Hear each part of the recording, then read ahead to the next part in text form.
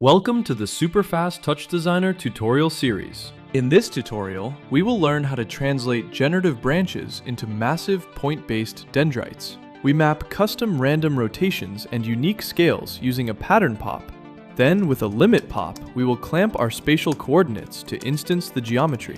And if you prefer to skip straight to experimenting, the finished project file is waiting for you over on my Patreon. Perfect. Let's check the network. Chapter 1. Overview. We start by generating a branch skeleton in our SOP family, using an L-System SOP, and immediately convert it to a dense point cloud using a SOP to POP. Next, we add continuous movement and restrict the physical bounds, using an animated noise pop and a limit pop, before piping that data into a pair of pattern pops to assign custom rotation and scale attributes. Then we use a copy pop to instance thousands of tiny boxes onto these individual points, and split the final output into two separate geometry comps to visually mirror the dendrite shape. Finally, we apply a reflective PBR mat, then use two soft lights and a camera for the render, and SSAO top in our post-render workflow. And by the way, if you want to learn these generator techniques fast through beginner courses or get feedback on your project files, you can join over 400 students in my school community in the description. Chapter 2. Network. So let's break this down. For the control section, we are using a constant to drive resolution, and buttons with a lag value for smooth camera transitions.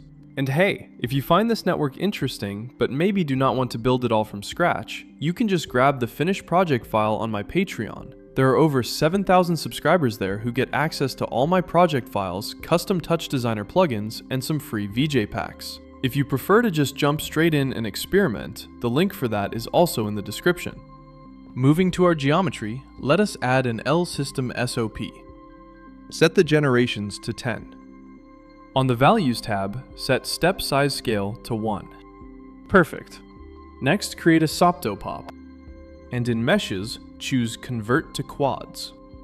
We use the sopto pop to convert our generative lines into a point-based structure, so we can process and manipulate millions of points easily using the GPU.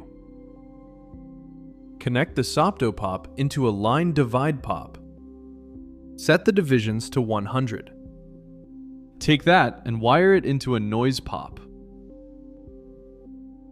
On the noise pop, make the period 0.25 and the amplitude 0.01.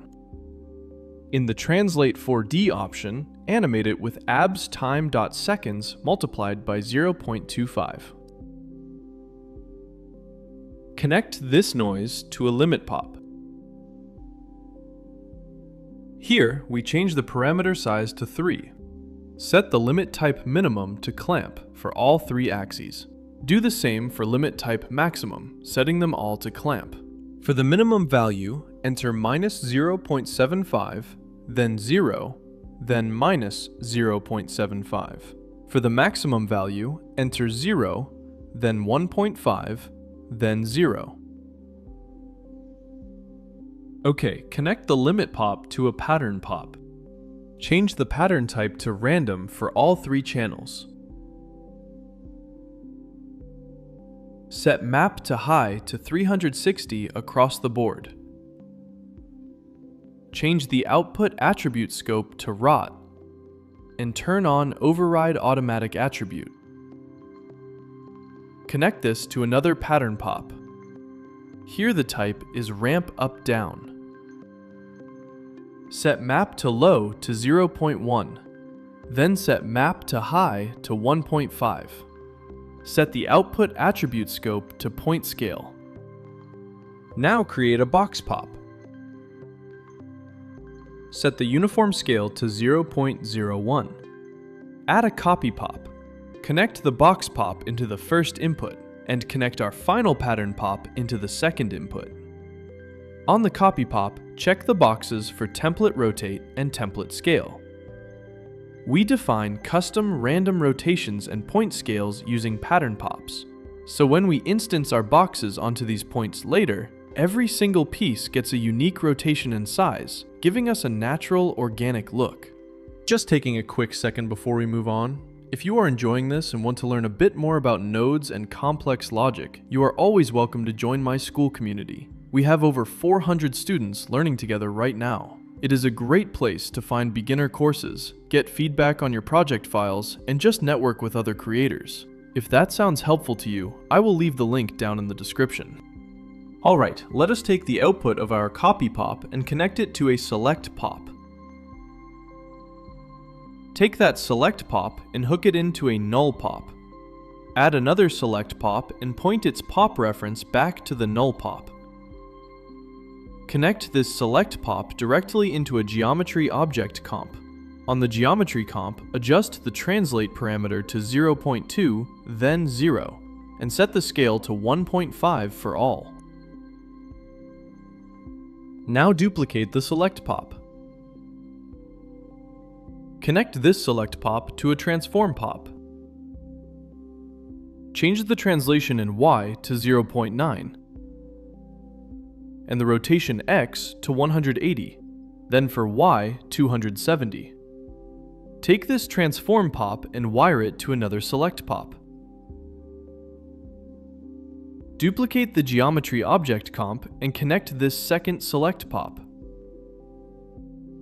We duplicated this layer to create the bottom part of the dendrites. Let us build the material now. Add a PBR mat. Set metallic to 0.787 and roughness to 0.292. We need a color map for this, so add a ramp top. In the ramp top, set the color to this black, white, and black ramp. Change extend left to mirror. Go back to the PBR mat. In the Maps page, inside the base color map parameter, reference this ramp top. Now add the material to both geocomps. For the render setup, I'm using a standard camera viewport tool and two lights with soft shadows on sent to a render top, with the resolution linked to the content res values. This goes to an out top to view the result in the panel view. Connect the render top to a SSAO top to compute the ambient shadows on our structure. Run that into a level top. And set brightness to 1.5. Perfect! Simple as that. See you on the next tutorial. I hope you've successfully completed this tutorial.